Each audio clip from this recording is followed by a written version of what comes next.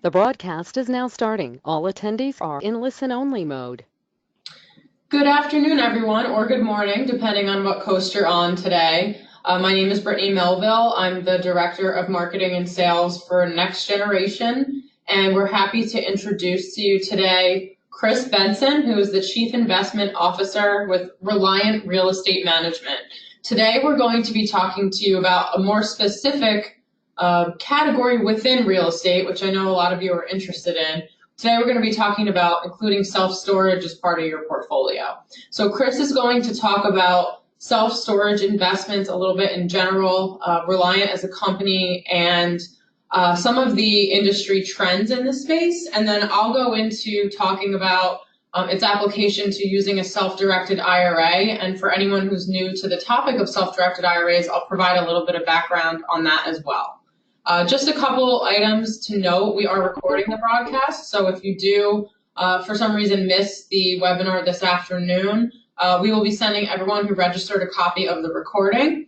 And if you have any questions throughout the presentation, you can enter them in the chat box or question box on the right-hand side panel of your screen. And once we're finished with this portion of the session, we will address any questions live that you have within the time that's left. With that, Chris, you can take it away. Well, I appreciate it, Brittany. Afternoon to everybody out there. Appreciate the opportunity to chat with you today about self-storage. Certainly it's near and dear to my heart, but I know that's kind of a niche-y topic for everybody else. Brittany, just a real quick question. Is this more conversational, or do you want me just to present through the slides? You can go ahead and present through. So that sounds great. I think for me in the role that I have at Reliant, as Brittany said, I'm the Chief Investment Officer here. And just as a quick introduction, we're going to give a quick overview of who Reliant is and why we think we have some expertise in the self-storage arena. And so we'll start with that as just a quick overview of who we are as a real estate firm. And we are a commercial self-storage operator. I'm talking to you today from Roswell, Georgia. We're just outside of Atlanta, about 20 miles north of the city. We are vertically integrated, meaning we are the management company that runs our properties as well as the entity that buys them. So currently we have 53 properties in our portfolio, mostly in the Southeast. Primarily Florida, Georgia, Carolinas. We have a little bit of our portfolio in Alabama, Arkansas, and then we just bought our first 3 properties in the state of Tennessee. And so we have a pretty good presence here in the Southeast. That 53 properties equates itself to just over 34,000 units, 4.5 million net rentable square feet, and a portfolio valuation of just over $350 million based on a 6% cap rate. We have about 150 employees. It changes daily. As I said, a majority of them are out in the field running our storage facilities. This year we were named the 25th largest self-storage operator. That number kind of changes as we buy and sell properties. But we have a pretty intimate understanding of the asset class, and we also have a number of investors who have invested with us through their self-directed IRAs. And so when Advance asked us to do the webinar, we were happy to do that for the group and help educate on why we think it's a great asset class. So I'll click on through the slides here. Oops. Just a quick introduction to our team. We have a team that has a deep understanding with a lot of experience. Todd Allen and Lou Pollock founded the company back in the early 2000s. We bought our first property in 2007. Paul is our CFO. Colin runs our operations team, so the guys who are out running the facilities. Jamie Brooks is our construction manager, so anytime we're putting a shovel in the ground, Jamie is managing that for us. John Cordova and Matt really manage the acquisition side and doing the underwritings on the project. So, you know, like anything that works well, usually there's a great team behind it, and this isn't certainly everybody at Reliant, but a good picture of who helps us identify the opportunities that we put in front of our investors. And, you know, I think this is the crux of, you know, the discussion today And, when Brittany asked me like, hey, can we have a conversation about self-storage? I think the question I get the most from our investor base is really, why? Like, why the asset class? And, I think if you're on this webinar, you probably have seen a lot of self-storage in the last 5 years showing up in different marketplaces, no matter where you live. If there is a population center near where you are, there's a good bet that you've seen, self-storage in that general vicinity as well. And so I like to think of the why behind self-storage in 3 distinct pillars. And, really, we categorize those into the performance, protection, and then the opportunity that exists in the asset class. And so let me start by the first one, the performance side of it. And I'm a numbers guy. I like to look at historical data to understand the trends and where you think something's going. So for me, obviously, what I'd like to know first is, historically, how has the asset class performed? And so there's a data set that I'm referencing here, and the link is on the bottom of the slide that you can certainly copy and paste. I know Brittany said she was going to be emailing this recording out, but the link is there where you can access that same data set. And it's from the National Association of REITs, which is a group that tracks all of the performance of the publicly traded REITs. And for those of you who don't know what REIT stands for, it's Real Estate Investment Trust. Across the country. And so you can see different asset classes compared to each other, self-storage, apartments, retail, office. If there is a REIT on it, these guys track it. And it's a pretty good data set. In some cases, they have more than 25 years of data. So if you look at storage's average return over that 25-year history, so from 1994 in through 2018, the average return is just under 17%, which is pretty incredible. They've really outperformed certainly the S&P 500 and traditional market equities, and even some of the other asset classes, as you can see here. So, if you look at what apartments did in that same period of time, 12.93, still a fantastic return, but storage outperformed, retail at 12%, office 12%. And then the S&P 500, as I mentioned, just over 7% in that same time frame. So, really from a performance side of things, storage has done really well. And then the next question that I would ask if I were an investor is, well, that's great, but I'm a believer at least that everything in the market is cyclical. And so when the next downturn happens, what's going to happen to the asset class? And I think all of us as investors, whether it's with self-directed IRA monies or cash, we all believe, I think, that we're late into a very long upswing on the market cycle, and there is going to be a correction. And so we try to use history to determine what happened in the last, or what happened and how it affected storage. And so the downside protection storage demonstrated was really strong through 2007, 8, and 9. Using that same data set from the National Association of REITs that's referenced below, you can see that storage lost just under 4% in value versus apartments, which was just under 7%. Retail, that was just under 12%. As you can imagine, they got hit pretty hard. Office was down more than 8%, and then the S&P 500 was down just over 21% through 2007, 8, and 9. So not only did storage do really well in the last 25 years, but in the last market downturn, it had some really nice protection. And the hypothesis there really is, when people downsize, they don't get rid of their stuff. They may downsize from a house to an apartment, but there's always the hope for a better day and that they're going to need that stuff. And it could be couches and furniture and clothes when things turn around. So, storage definitely was the beneficiary of that. And we don't like to say that it's recession resistant. It's just, it did really well in the last downturn. And depending on how the next market correction takes place, we may see the same thing in storage. And then the third pillar, we talked about the performance and the protection and what the opportunity is in storage. And I'll talk about this here and then in the following slide. What's interesting is in storage, about 70% of the market is still very fragmented in its ownership. And so a big percentage of those owners in that 70% of the market are still mom and pop operators, so people who own 1 or 2 facilities, and provides a really nice consolidation opportunity for, you know, the regional operators like Reliant and some of the bigger boys, the REITs, et cetera.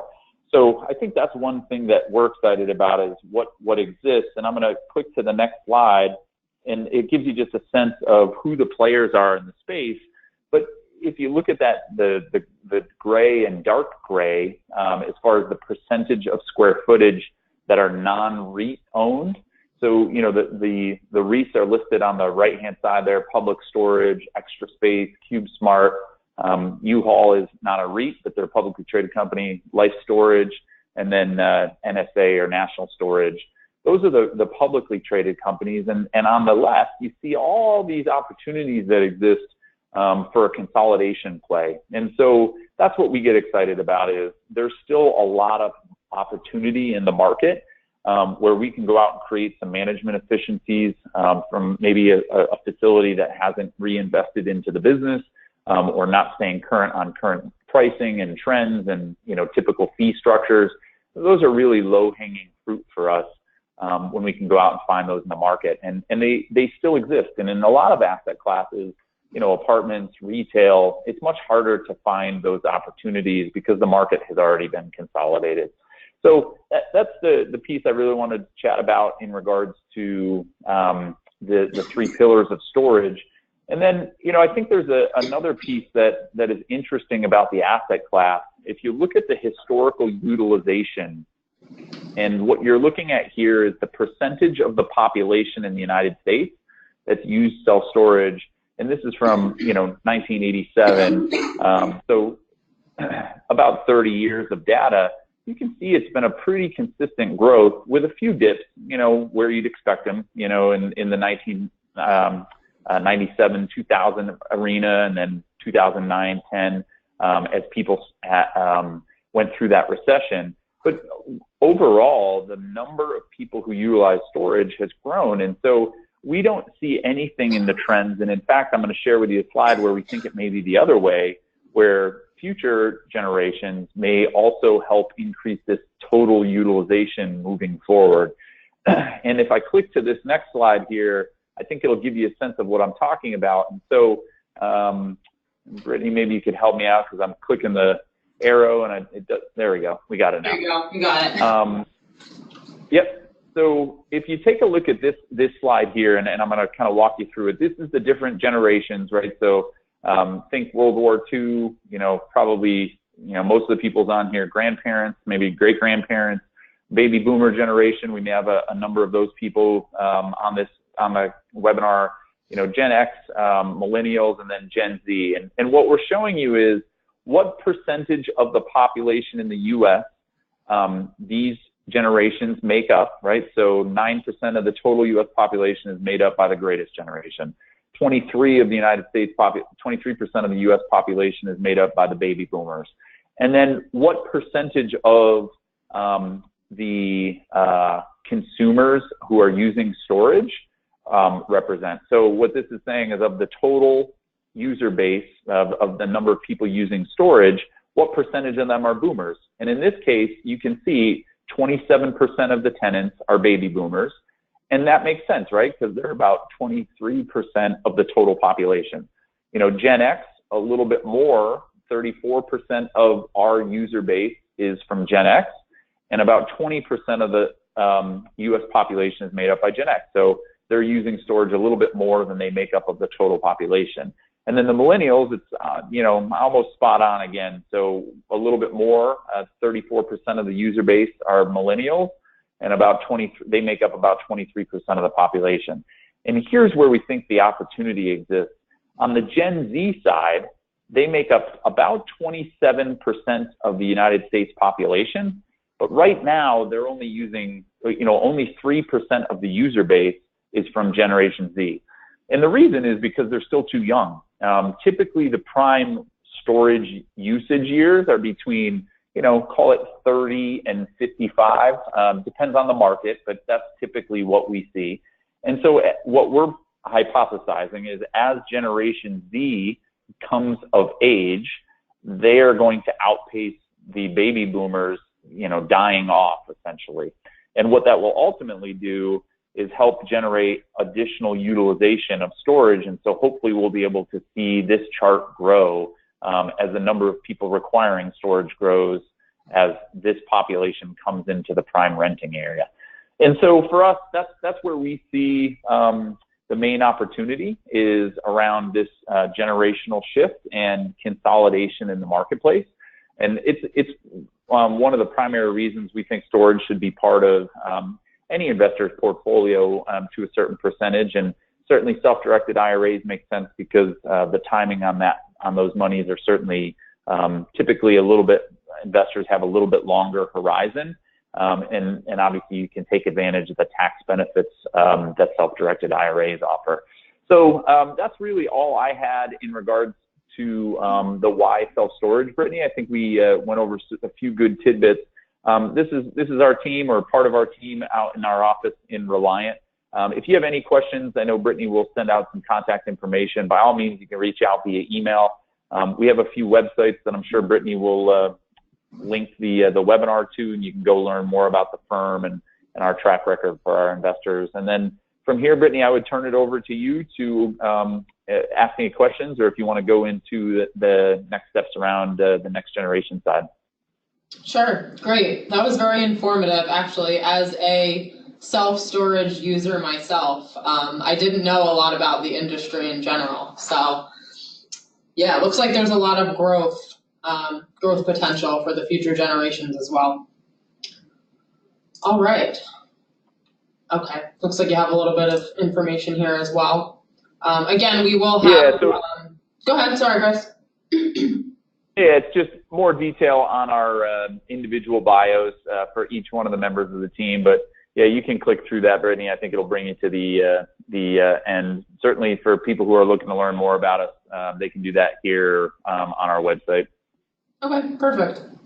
Okay, so now I'm going to talk more about self-storage as it relates to self-directed IRAs. But before I do that, I'm going to talk a little bit about self-directed IRAs in general. So as some of you may know, while this is a very interesting subject, it still happens to be one that a lot of people don't know much about. So I'm going to talk to you about our role as it relates to self-directed IRAs. So Next Generation is a custodian and administrator for self-directed retirement plans. So what that means is we're not a brokerage house, we're not financial advisors, we're not a bank. We are a neutral third party that is responsible for holding these retirement plans, providing education on the plans, doing all the necessary paperwork and tax reporting to the IRS, just as you normally would with a regular IRA or retirement account, and guiding our clients really through their investment transactions from a compliance perspective to ensure that they're not triggering any prohibited transactions or any taxable events. So quick disclaimer, as I just brushed on this, just to clarify, again, we are not fiduciary, so that means that we do not sell specific investments or endorse specific investments, but just as we're doing today on this webinar, we do share a lot of information for educational purposes. And then as the owner of a self-directed IRA, you have the control and decision-making power as to what investments you decide to hold in your plan, and then doing that due diligence on each investment to make sure that you're comfortable with taking that on. So a quick background on the company. We've been in business for 15 years. We're a women-owned business based out of New Jersey. And our founder and CEO got her start actually as a real estate investor. She was a broker, and she still has a property management company that she owns as well. But when she wanted to put real estate investments in her retirement account, she couldn't figure out a way to do that.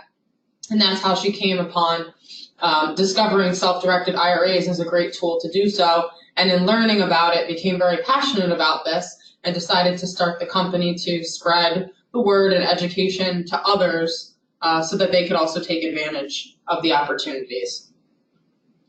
Just a point of clarification, earlier I mentioned that we are a custodian and an administrator. So in order to have both of those components, we have two sister companies. So Next Generation Trust Company is the custodian that is regulated by the Banking Commission. We have our charter in the state of South Dakota, but that doesn't mean that we're limited to holding business or investments in South Dakota. Anyone who qualifies for an IRA can have a self-directed IRA with us, and you can invest anywhere in the 50 states or even abroad. And then the services arm, Next Generation Services, is the administrative arm of the business that provides all the customer service, ongoing support, transaction processing, and account management. So that's where I'm sitting today in beautiful Roseland, New Jersey. Or just digging out of the snow we got yesterday. But that's where we're located if you need to reach anyone to speak about an account. So what really is a self-directed IRA? The main differences between a self-directed plan and a traditional or regular plan, if you want to call it that, is that a self-directed IRA allows you to invest in what we are often calling non-traditional assets, which just means assets that are not publicly traded on the market. So if you think about your typical IRA with holding, stocks, bonds, mutual funds, most people don't realize that you're not limited to those things in an IRA, but if you wanted to be more creative and expand your selections and further diversify, you would need to have a self-directed IRA in order to do so. So what that also does by self-directing your own investments is it gives you more control over the decisions you make regarding the investments you're holding, and hopefully a little bit more control over the return on investment. So if you can forecast a projected return that's going to be significantly higher than the S&P 500, for example, as we talked about earlier, you have the ability to accelerate that growth within your plan by making some of your own choices and taking more control over the account. And then, of course, another wonderful advantage is the tax advantage. So if you were to do these investments with your personal funds, you certainly could. But if you use a retirement account, all the earnings that you generate from that investment are either tax deferred or tax free, depending on the account type that you have, since those earnings would go directly back into your IRA and grow over time. So why is this important, and why are we seeing some growth in self-directed accounts? Well, probably because the retirement landscape is changing. So as you can see, for the first time in quite a while, over 20% of retirement age workers are still working. And that could be due to a number of factors. We have seen a decline in Social Security benefits, an increase in healthcare costs. There are a lot of people that were affected by the crash of '08. So there are a lot of reasons why the financial landscape is different than it used to be. And, we're not seeing as many pensions and guaranteed retirement for life that we used to. So the onus is really falling on investors to take control of how they're managing their funds for retirement. And also here you can see that there's a projected growth in alternative assets in general. So even advisors have suggested opening up exposure to private equity, lending, and real estate in their clients' portfolios. So types of plans that can be self-directed. You can have a number of different types of accounts that are self-directed. The traditional tax-deferred IRA, which most people have if you've ever rolled over your old 401k into an IRA.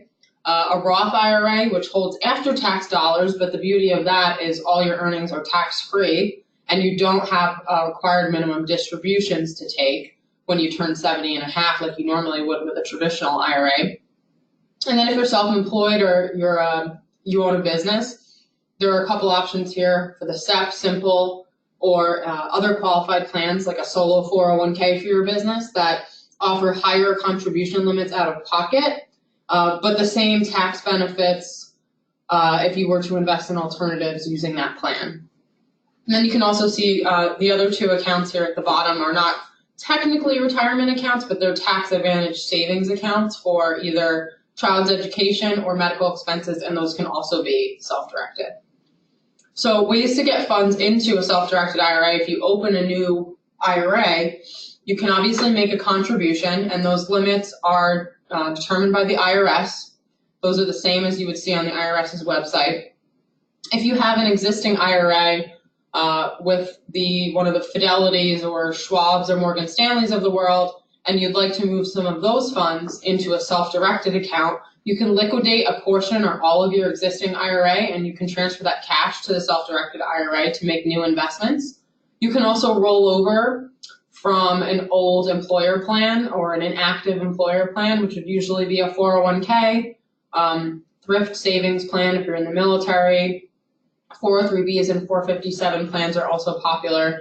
And then lastly, if you wanted to open a Roth self-directed IRA and move funds from a tax-deferred account to a Roth, you could do that so that your Roth dollars grow tax-free, but that process is considered a conversion and would create a taxable event for the year in which you move those funds. So, some possible investments. There are so many options within this world that you can get pretty creative, within reason, of course. But really, the IRS says more about what you can't hold in a self-directed IRA than what you can. So the two exceptions you can see here in green are life insurance and collectibles. So anything like an antique, a stamp collection, fortunately, if you had a wine collection, or any sort of gem, something like that would not be able to be held, and of course life insurance. But here you can see some ideas in terms of asset classes, and real estate is a huge one. We're talking about self-storage today as a subset of that. Mortgage notes, lending, private placements, limited partnerships, hedge funds, private stock, social and impact investing has become quite popular, even cryptocurrency, and you can use your IRA as a private lender to other investors as well if you'd like to be more passive. But today, for the purposes of self-storage, we're going to talk about the option to use your self-directed IRA to invest in a private company or a fund. So here we have that broken down into two different ways you could do this with an IRA. You can do that via a note where you're lending to a private company or a private fund or entity, or one where you are essentially investing directly into that private entity. And that's what we're talking about today with Chris. So in this case, you'd be looking at an LLC or a fund. The IRA would commit its investment, invest directly. Depending on how that entity is structured, they may be a limited partner, they may not, but that's fine. And then the IRA would receive its return in the form of, in this case, dividends. And I believe, Chris, you had mentioned that generally speaking with your funds or your options, that would be a quarterly dividend, correct? Yeah, correct. Typically, we make our distributions for any of our investments quarter by quarter. Okay. So in this case, the self-directed IRA would send its funds out to the private entity, the fund, and then when that dividend is paid back, it would go directly back into the IRA. So as you can see here at the bottom, to know all returns on investment flow back into the IRA, which enables them to be tax-sheltered returns. So you don't have to pay taxes on them as long as they're held within that retirement account. So we talked about two restricted asset classes that the IRS does not permit in an IRA, which were the life insurance and collectibles. Now, the IRS also has another layer of regulation around who can invest with your self-directed IRA or who you can buy from with your self-directed IRA. So they have compiled a list of what they call disqualified persons from the self-directed IRA, and those individuals are listed here. And you can see that in general, you're looking at ascendants, descendants, and their spouses. And that's in relation to yourself as the IRA holder. So you're not able to, what the IRS says is that you're not able to directly purchase anything from these disqualified persons or sell anything to them or make an investment that's going to significantly benefit any of these disqualified persons. And the reason that they say that is because they want the investment to be made primarily to benefit the IRA and for the best interest of the IRA as a retirement account, and not to try to use the IRA as a tool to get around it and to do other things with it. So as long as you're aware of these rules and who would be considered disqualified persons, you'll be in good shape to do, a proper investment. Now, of course, part of our role as custodian is also making sure that we provide this education. So if someone were to call in with an investment in mind, we would certainly ask enough questions to kind of drill down into understanding the relationships and whether or not the investment in mind would be something that you could do with an IRA. So that's part of our role as well, as talking through these situations. So here are a couple examples of things you wouldn't be able to do if you were using your IRA to invest in this sort of a structure. If the fund or the company that you're investing into is already owned majority by disqualified people, so if you owned that fund yourself or any of those family members or combination of them that are disqualified own 50% or more, your IRA would not be permitted to invest. However, if you happen to know somebody that has a minority share, it's not generally considered an issue. If you are already personally invested, it's not considered an issue unless you were to make an investment with your IRA that would alter your personal investment. And then secondly, if using the IRA to invest, you can't personally be an active partner, director, or managing member of that entity. So this needs to be more passive in nature, where you're not making executive level decisions regarding that fund or entity, but your IRA is contributing funds and it's receiving a dividend on a regular basis, and it's a passive investment. And then, of course, if you wanted to eventually take those funds for personal use, they would first have to flow back into the IRA, and then you could take a withdrawal, or as it's called, a distribution, from your own retirement account, which you're always able to do. It's just a matter of how old you are when you do that, and will it trigger an early withdrawal penalty, and what tax implications would apply to you if you were to take that distribution. So it's important to understand prohibited transactions because the consequences are pretty serious. So if a prohibited transaction takes place and it cannot be corrected by an attorney, in which in some cases it can be, but if it's not able to be corrected or justified to the IRS, then the entire IRA will be distributed to the owner as of that year and as of the amount in the account on January 1st. So that means that if the prohibited transaction was discovered 3 years after it occurred, that you're paying taxes on 3 years now of holding an account. So back taxes, fees, penalties could potentially apply. So as you can imagine, that can get pretty ugly. So you just want to make sure that you, before doing anything that you're not sure of, you consult with your custodian. And you double check on these regulations to make sure that you're following the proper procedures. So getting into the process and timeline, because we get these questions a lot for people that aren't familiar. How do I get started? How long does it take? Generally speaking, I would say, as a conservative estimate, that if you don't already have a self-directed IRA set up, it usually takes somewhere between 4 to 6 weeks to get the account set up, the account funded, the investment prepped, and the funds sent to the investment.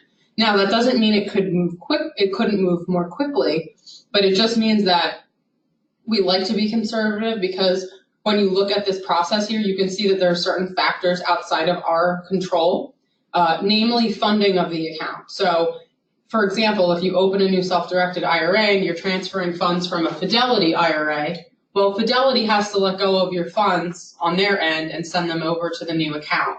And their processing times and their requirements for authorizing that transfer vary from company to company, from institution to institution. So we are generally familiar with what each custodian will require from you and from us in order to get the funds transferred out from their account. But again, depending on how stringent their requirements are and how long it takes them to process that request, it can take anywhere from, we've seen it as quickly as a few days to several weeks. And then making the investment, once you've completed an application with us to open your account and the funds you've started to get the process started on moving funds, then the last thing that you do is you provide us with direction on the investment that you want to make, which will include completing some internal documents we'll have you fill out with the investment particulars, and then providing some supporting documents that our compliance team will review. And what they're reviewing for are those red flags if we see there might be a prohibited transaction, or, for example, the IRA isn't labeled appropriately on the document, so then there's concern that that could create a taxable event or confusion about who's investing and what's investing, and that things are coded properly and reported properly to the IRS. So that review process is very important that we do. It's between 2 to 5 business days. And during that time period, we may come back to you as an investor and ask you to change some of the information or alter some of the information, or possibly to tell you that, this investment is not feasible to hold. But usually before opening an account, you're having that conversation with us to give us an idea of what you'd like to do. So when we talk about supporting documents for an investment, there are different types of investments that we can hold, and the documents required for each are slightly different. But for the purposes of what we're talking about today, investing in self-storage and investing in a fund or a private company, the documents on the left side are just the internal documents that we would need, basically a direction of investment, the entity you're investing in acknowledging that an IRA is investing into it, and telling us how you plan on paying for the transaction and how you want the funds sent out to the investment. And then the supporting documents on the right are usually going to come from a representative of that entity that you're investing into. So if it's an LLC, we'd like to see the operating agreement, articles of formation or certificate of good standing for the entity, and then anything that you typically sign as an investor, we'd also require those documents, but rather than signing them in your personal name, we review them, you read and approve them, and then we sign them on behalf of your IRA for you. So they're signed by the IRA and not your personal name. So once we've collected all this information and reviewed it, then we go ahead and we process that investment to send funds out from your IRA to the entity. And then those dividend payments, as we discussed earlier, come back to our office. They're made payable to your IRA, and we deposit them into your IRA. And then you have cash obviously building up in your account that you can reinvest in other plans or projects, or you can decide to take distributions, or you have some other options with it as well. So in short, that's pretty much how the process works and how self-directed IRAs work in general. So now I'm going to look and see if we have any questions here. I don't see any as of now. Chris, I don't know if you have any other comments that you'd like to share, or maybe if there are any sort of like FAQs that you get from people that you might want to address. Yeah, I mean, I think for us, it's usually the questions are related around the specifics of the investment. So we will take self-storage investment opportunities out to our investor base. If there are people who are interested in learning more about them, you can reach out via email or our website, reliantinvestments.com or reliant-mgmt.com. Both tell more about our firm. I would say that the biggest question we get is kind of the why self-storage, which I think we answered. And then, right, the other question we get a lot of is what am I not asking? Because people aren't right, self-storage experts, right? And I think for these types of investments, whether it's in self-storage or, apartments or any type of real estate syndication, I think the thing that you want to be cognizant of is one, you really have no control. So you have to be comfortable in that passive investor position and really being able to trust the real estate operator because ultimately they're going to be the determinant of success or failure with your property. And then, the second thing is just having a comfort level with the people part of it. It's a big part when you're doing these passive investments. And then thirdly, it would be the liquidity, and basically this is money that you don't need for whatever the projected time period. Like typically for our properties, it's somewhere in the 5 to 7 year range. And it could be longer, it could be shorter. We've sold 21 properties in our history, and our average hold time was just over 3 years. But it could be, if we say it's 6, it could be 10. And so it's really capital that you don't foresee yourself needing, to sustain lifestyle, those kinds of things. And, you're getting paid a premium, a return premium for that illiquidity, but just something to keep in mind as you look at these types of passive investments. Yep, good point. Definitely. All right. Well, with that, I think we'll end a little early today. If anyone does happen to watch this on demand, again, we will send out an email follow-up with a link to the recording. And we'll also have this added to our library of on-demand webinars on our website. So feel free to visit the website to find it.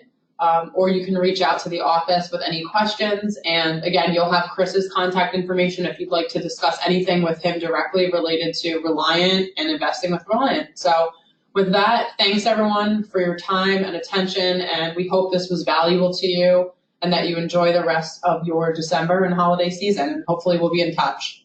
Thanks again, Chris, for joining us. We really appreciate it. Yeah, my pleasure. Have a great rest of the day. You too. Take care, everyone. Bye.